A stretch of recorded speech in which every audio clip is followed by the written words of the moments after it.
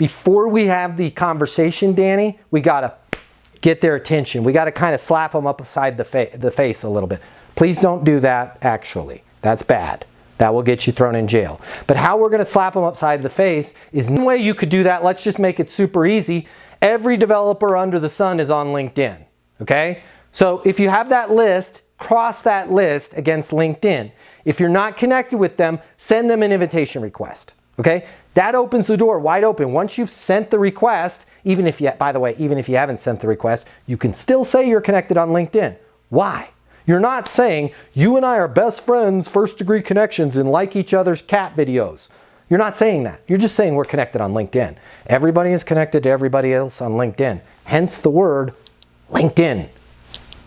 We're all on the same damn chain, okay? So use that to your advantage.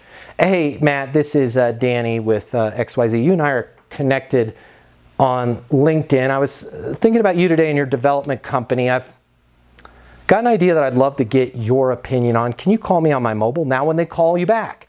Hey, thank you so much for calling me back. One of the things that we're seeing right now, especially with interest rates where they are, with capital where they are, developers are just not in a position to keep going the way they've been going unless they're able to secure land that's the exact right land that they can build on and at a price where they're actually going to make a profit. How are you guys dealing with that right now?